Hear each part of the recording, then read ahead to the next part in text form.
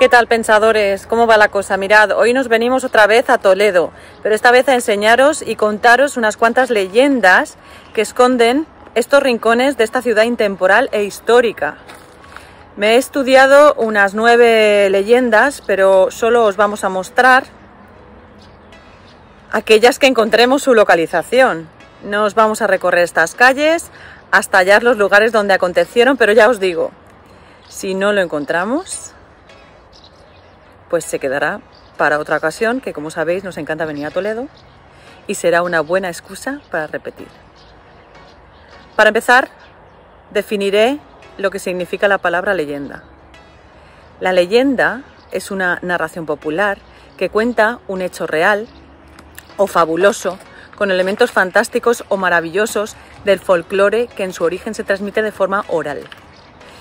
Es como si de verdad hubiera algo de histórico y algo de fantasía en su contenido. El propósito de estas narraciones era contar unos hechos reales que había ocurrido y a la vez enseñar una moraleja, una forma de aprendizaje de normas y conductas morales a través de estos cuentecillos. De ahí la trascendencia de las leyendas y el hecho de que hayan llegado hasta nuestros días. Ahora ya sí, comenzamos con la primera.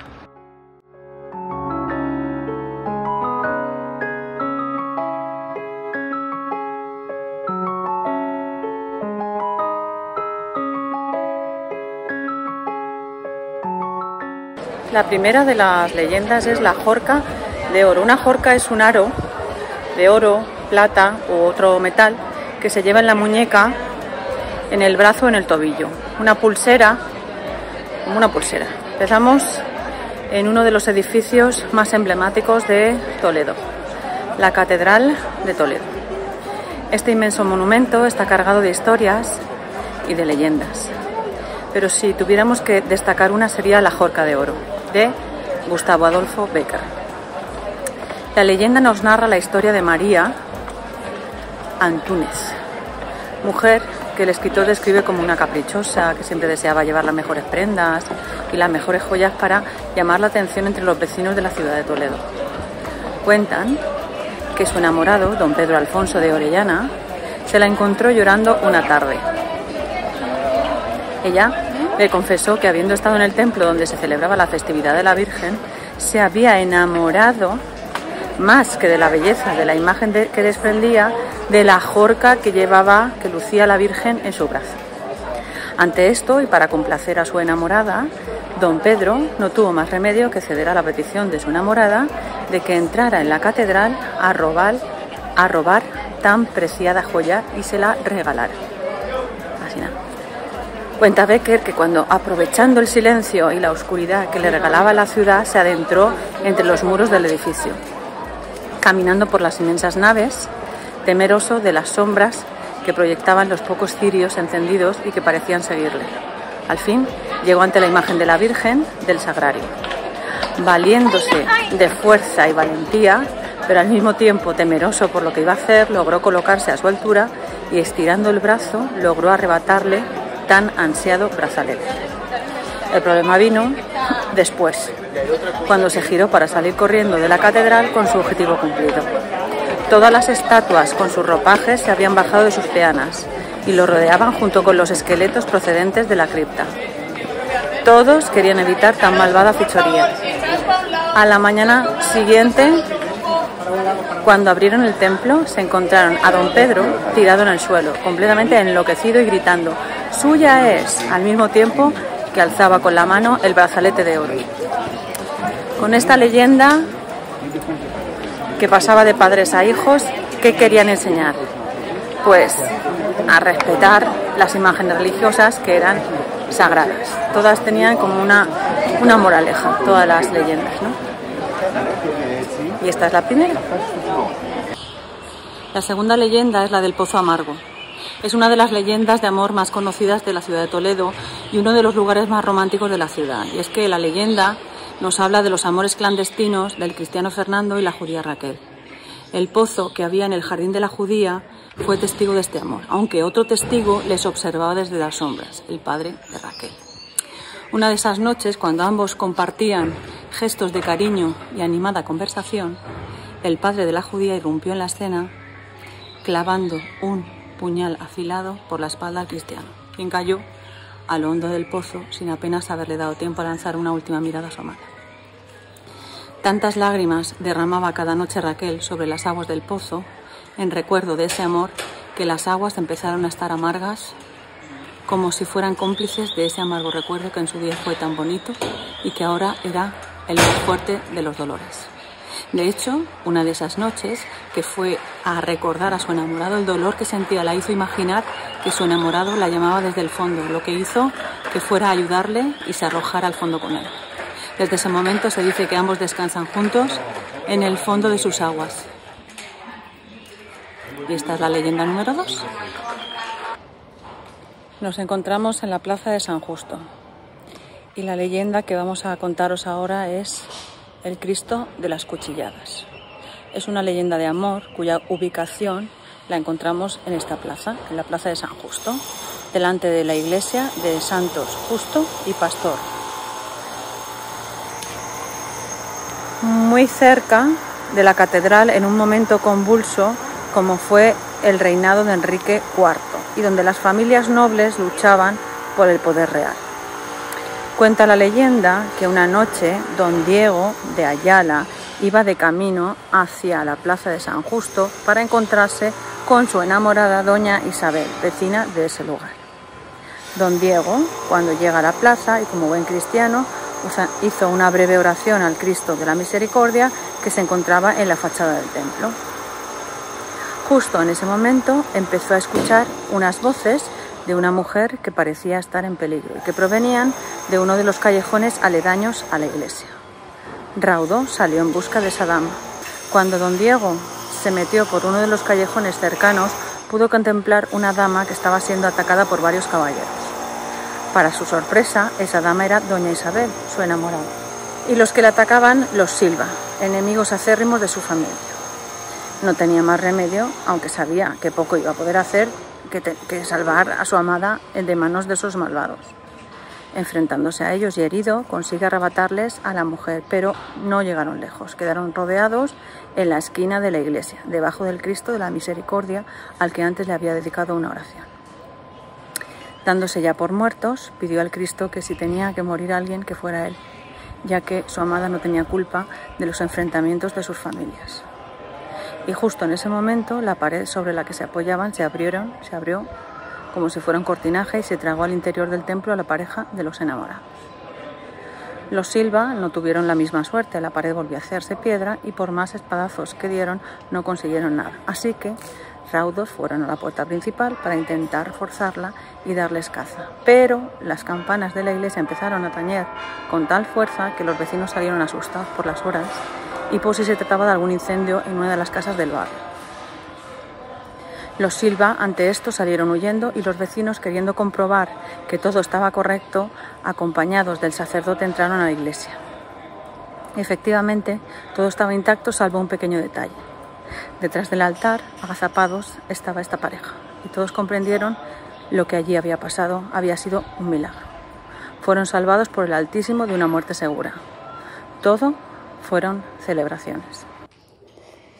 La cuarta leyenda se llama el Cristo de la Calavera y es en un callejón típico toledano con cierto encanto y cercano al Alcázar, o sea, donde nos encontramos, está situada otra de las leyendas más famosas de Toledo y de Bécquer, la calle del Cristo de la Calavera.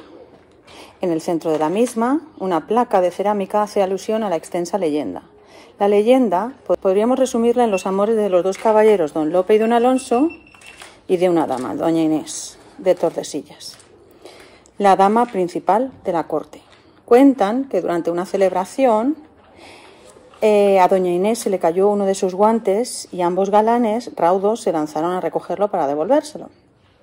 El problema es que lo recogen a la vez cada uno de un extremo. Ninguno quería soltar el guante y devolver el guante a doña Inés sería como un acto galante mediante el cual poderle demostrar su amor y demostrar así que era el elegido para terminar con ella la noche.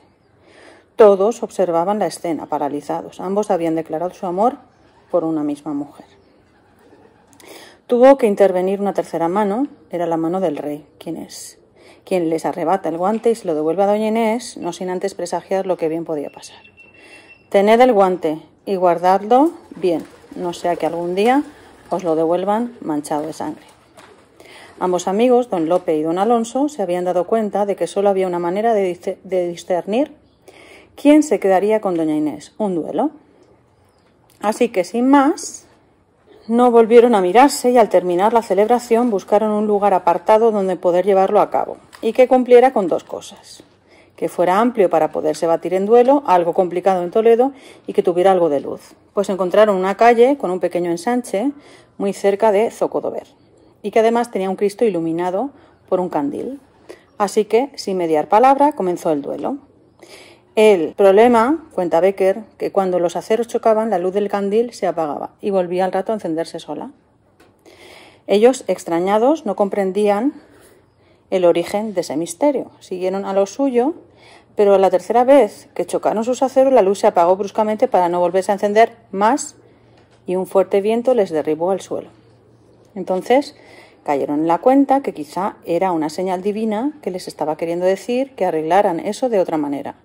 Por ello acuerdan ir a casa de doña Inés y que sea ella la que diga con quién de los dos quiere quedarse. Ya rozando el alba, cuando están llegando a casa de doña Inés, en su balcón pueden ver como un hombre se descolgaba por él y ella le despedía con frases cariñosas.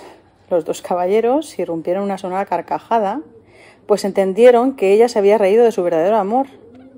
La joven escuchó las carcajadas y se metió rápidamente en su habitación cerrando el balcón. A la mañana siguiente, un entarimado en Zocodover para despedir a las tropas que partían a la batalla contra los moros. A la cabeza del entarimado la reina y junto a ella doña Inés, por ser una de las damas principales. Esperaba ver al vencedor del duelo, pero ¿cuál no sería su sorpresa cuando detrás del rey iban estos dos amigos y al pasar por delante de ella irrumpieron en la misma carcajada que la noche anterior al mismo tiempo que la miraban? Ella entendió todo y cayó turbada a los pies de la reina. Y hasta aquí la cuarta leyenda. Nuestra quinta leyenda se titula El beso y es otra de las leyendas famosas que encontramos en la ciudad y que escribió Gustavo Adolfo Bécquer. Está ubicada en el convento de San Pedro Mártir, hoy en día Facultad de Derecho y Empresa, perteneciente a la Universidad de Castilla-La Mancha. También hay que destacar que aquí está enterrado Garcilaso de la Vega. Se encuentra en la iglesia del convento, lugar donde encontramos otros enterramientos y donde se ubica la leyenda que pasamos a narraros. Cuando el ejército francés de Napoleón invadió la ciudad de Toledo, desde 1808 hasta 1812, empezaron a ocupar lugares donde acomodarse en la ciudad, entre ellos conventos e iglesias. Un grupo numeroso de soldados fue alojado en el convento de San Pedro Mártir, este que tengo aquí detrás. Uno de los edificios más grandes de la ciudad, ubicado en pleno centro, no muy alejado de la catedral. Allí pasaron la primera noche. A la mañana siguiente, el capitán de esa tropa, que se alojaba en el convento, se citó en la plaza de Zocodover para encontrarse con otros compañeros de promoción que sabían que se encontraba en Toledo. Al preguntarles estos qué tal había pasado la noche, el capitán les dijo que había sido larga, que no había podido dormir por culpa de estar al lado de una bella dama, una mujer que se encontraba inmóvil ante él durante toda la noche y que ni veía, ni hablaba, ni escuchaba. Estaba claro que se refería a una escultura de mármol, pero que debido a la perfección de su escultor a la hora de tallarla, parecía que cobraba vida.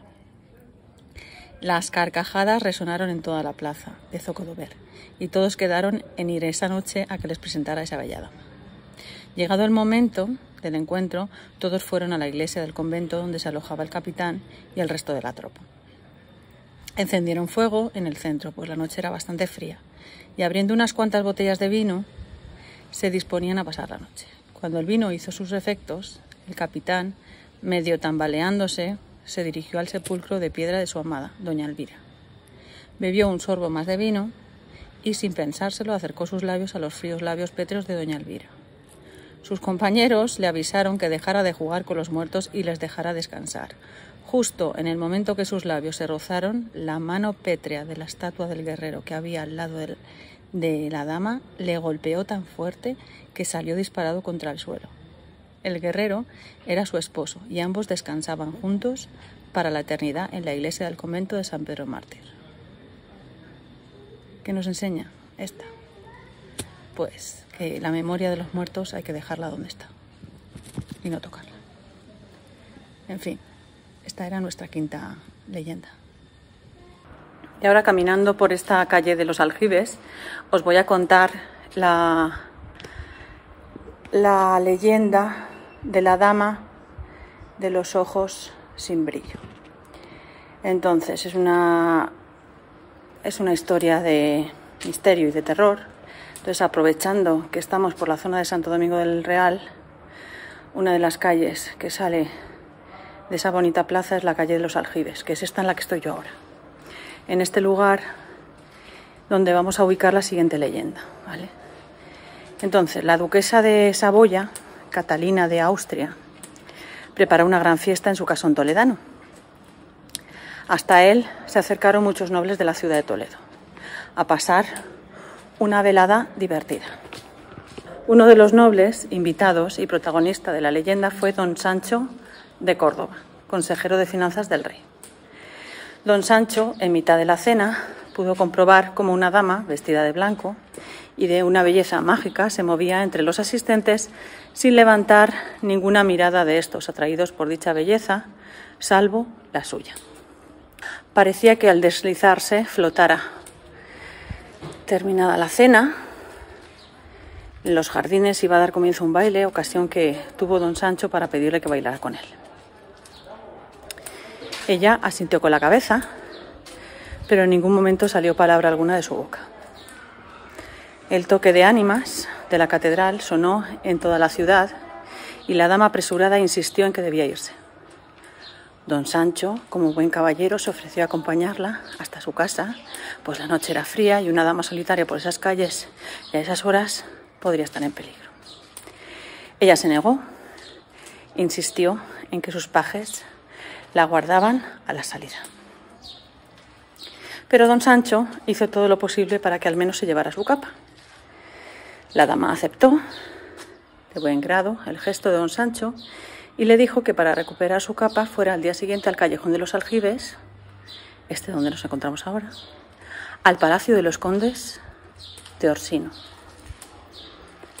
Al despedirse pudo comprobar que su mirada parecía no tener brillo y que su piel estaba más fría que la noche. A la mañana siguiente, don Sancho, dispuesto a recoger su capa, se dirigió al palacio. Llamó a la puerta y un sirviente de la casa vio el enorme portón. Le dijo que venía a recoger la capa que la noche anterior había dejado a la joven dama que vivía allí. Pues tras la descripción de la misma, el anciano sirviente le dijo que ahí no vivía ninguna dama y que la dama que estaba describiendo había muerto hacía ya varios años. Cuando ya se disponía a salir de la casa pensando que la noche anterior le habían engañado, pudo fijarse en el cuadro de una bella dama que tenía en el zaguán de la casa. Era la misma dama que la noche anterior había prestado su capa. Volvió a insistir en que era la misma dama que la noche anterior, ofendiendo al anciano y a la familia que residía allí. Salió de la casa, extrañado y sin entender nada. ¿Quién fue entonces la dama que le prestó su capa la noche anterior? A la mañana siguiente, mientras don Sancho se encontraba en su casa quejándose de una dolencia extraña y teniendo constantes sudores, alguien llamó a la puerta. Al abrir, era el sirviente anciano de la noche anterior de la casa de los condes de Orsino. Traía su capa en la mano y al tiempo que se la entregaba le dijo: «La encontré esta mañana en el Camposanto, encima de la tumba de la condesita de Orsino». Chan, chan, chan. Nuestra séptima leyenda se llama Las Tres Fechas y no es una leyenda en sí, sino algo que parece que le ocurrió de verdad a Gustavo Adolfo Bécquer, el autor. Si te preguntas cuál es una de las zonas más bonitas de Toledo, te responderemos que la zona conventual de Toledo, donde están los cobertizos más espectaculares de la ciudad y donde estas calles techadas tienen su encanto, sobre todo por la noche. Lejos del centro turístico y del bullicio nocturno, te animamos a que te adentres por estos callejones para llegar a una plaza, la Plaza de Santo Domingo El Real, donde se ubica el convento del mismo nombre y donde encontramos una dedicatoria a Gustavo Adolfo Bécquer. Además, aquí encontramos una de sus leyendas más famosas, la leyenda de las 3 fechas, que no de las 3 flechas, como hasta ahora se ha ido leyendo por ahí. Cuenta Bécquer que en una de sus primeras visitas a la ciudad, cada vez que se dirigía hacia San Juan de los Reyes, pasaba por una hermosa calle típica toledana, estrecha, con ventanas de bellas rejas y celosías, y que casi siempre se encontraba solitaria, no encontrándose a nadie por el camino. Sin embargo, una de las tardes que volvió a pasar por ahí, se fijó que en una ventana enmarcada en un arco ojival había una sombra de lo que parecía ser una bella dama, que se dejaba intuir por detrás de un cortinaje blanco.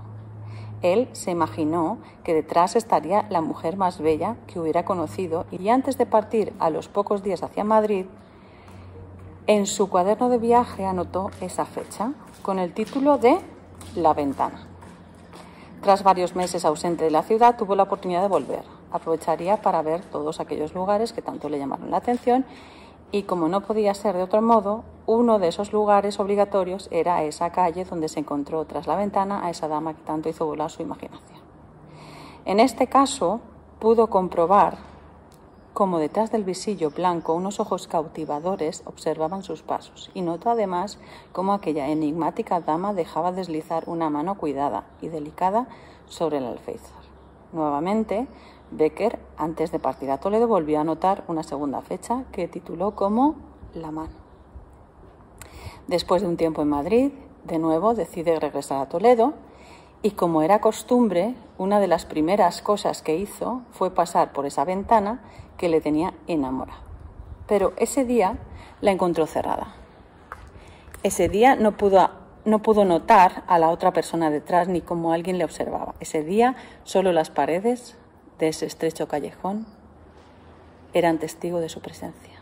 Así que, desolado, atinó a pasar por esa plaza de Santo Domingo el Real, donde las puertas del convento dejaban salir murmullos y cánticos. Él quiso adentrarse al interior para ver qué celebración se trataba, y pudo comprobar que una monja estaba tomando el hábito. ¿Cuál fue su sorpresa al mirar a la puerta en una de sus últimas miradas al mundo que iba a dejar? Bécquer reconoció ese rostro y esos ojos, pero sobre todo esas manos. Ambos se miraron y comprendieron que su amor iba a ser imposible. Bécquer salió desolado del convento, intentando reprimir las lágrimas que su corazón le mandaban. Ese día Bécquer no tuvo en cuenta la fecha ni la dejó apuntada. Esa fecha se le quedó grabada en un lugar del que nunca se borraría: su roto corazón. La leyenda número 8. La muerte del templario Nuño Alvear. Todo viajero que se acerca a las ciudades de Toledo desde la zona de Madrid podrá ver el majestuoso castillo de San Servando, que se alza en una colina cercana al puente de Alcántara. Fortaleza templaria que hoy en día funciona como un albergue juvenil. Aquí vamos a ubicar otra leyenda de misterio y terror. Cuentan que en una noche fría, parte de los templarios que habitaban el castillo estaban vigilando los muros y puertas de la fortaleza, ¿vale? Uno de los guardianes era Nuño Alvear, templario con mala fama en la ciudad de Toledo por las atrocidades que había cometido no solo entre sus compañeros, sino también entre el resto de los vecinos. Viendo que eran altas horas de la noche, decidió retirarse a descansar un rato al salón, al calor de la chimenea. Se estaba quedando casi dormido cuando unos golpes en la puerta principal del castillo asustaron a la guardia y le desvelaron. Bajó corriendo a ver de qué se trataba, a ver si era algún peregrino que buscaba resguardarse de esa noche fría. Cuando bajó hacia la puerta, un templario ya la había abierto y pudo comprobar que se trataba de una mujer mayor vestida de negro, cubierta con un pañuelo del mismo color. Al quedarse solo con Nuño, le dijo que si no la recordaba. Nuño no entendía a qué se refería. Ella se presentó como la muerte. Vale. Que había venido a por él por todo lo malo que había hecho. Y si no recordaba nada de sus fechorías, solo tenía que mirar el fuego de la chimenea, donde entre las llamas empezaron a mostrarse imágenes de sus muchas fechorías, como por arte de una magia oscura, ¿vale? A la mañana siguiente se encontraron el cuerpo de Nuño Alvear tirado en el suelo frente a la chimenea, muerto. Se cuenta que desde ese día el espíritu de Nuño Alvear sigue vagando por el que fuera su castillo, clamando venganza por esa visita inesperada que se presentó en el castillo. O sea que por ahí aún vaga su espíritu. ¿Ves? Esto es lo que han hecho albergue, esa parte de ahí.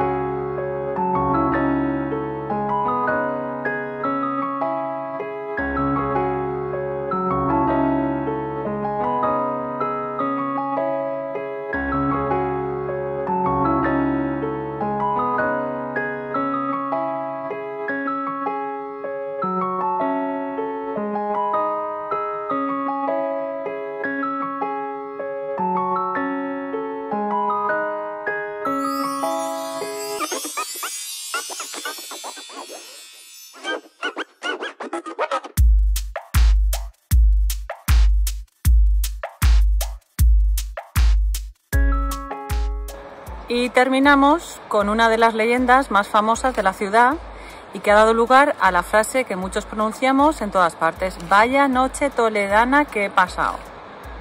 Frase que usamos cuando sobre todo no hemos pasado una buena noche, nos ha costado conciliar el sueño o por algún motivo pues lo hemos pasado mal. En el Paseo de San Cristóbal, lugar privilegiado con la judería a sus pies, encontramos esta leyenda que debes conocer si te acercas a la ciudad. Yo he preferido salirme aquí a las afueras para que vierais una panorámica de todo Toledo. En la ciudad, en el año 190 de la Jérica, Yusuf ben Amru, déspota y cruel con todos los toledanos, múltiples fechorías cometía, amparándose en su poder. Raptaba doncellas, daba muerte a todo aquel que se oponía a sus terribles métodos. Todos los habitantes de la ciudad estaban descontentos por la forma de gobernar que estaba llevando a cabo. Una noche, una revuelta popular decidió acabar con este amargo regente. Un grupo de personas se colocaron al interior de la alcazaba donde se encontraba y acabaron con la vida de Yusuf, poniendo fin a las atrocidades que éste estaba llevando a cabo. Pero cuando todos pensaban que el problema había terminado, el gobernador que vino a la ciudad para ocupar el puesto dejado por Yusuf fue su padre. Todos los toledanos empezaron a temblar de miedo, pensando que lo primero que haría sería vengar la muerte de su hijo. Aunque para su sorpresa intentó llevar un gobierno tranquilo, dando a entender que había olvidado lo que hicieron con su hijo y que quería que hubiera paz en la ciudad. ¿Vale? Hasta ahí todo bien. Al cabo del tiempo, parece ser que los que le rodeaban en su alcazaba le empezaron a envenenar sus pensamientos, a hacerle ver que tenía que vengar la muerte de su hijo, del que todos los toledanos se habían reído tan cruelmente cuando acabaron con su vida. Así que, aprovechando que el hijo del califa Abderramán III iba a pasar por Toledo al dirigirse a Zaragoza, decide celebrar una cena e invitar a muchos nobles de la ciudad de Toledo. El problema fue que, llegada esa noche, cuando los nobles se acercaron al palacete con sus mejores galas y pensando que iban a llenarse el estómago con buena comida, al atravesar unos amplios cortinajes que daban acceso al patio donde iba a tener lugar la cena, unos cuchillos afilados les iban cortando la cabeza, que fueron colgadas en lo más alto del palacio para que al verlas ahí el resto de la ciudad tuviera un importante escarmiento por la dolorosa muerte de su hijo. Esa noche nadie pegó ojo, temiendo que sus puertas fueran abiertas para continuar pasando a cuchillo al resto de la ciudad como justa venganza por lo que hicieron con su hijo. De ahí la famosa frase que todos usamos: vaya una noche toledana. Bueno, y ya está. Espero que os haya gustado. ¡Hasta luego!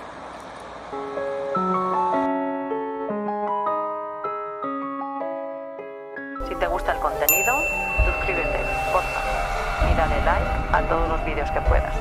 Gracias.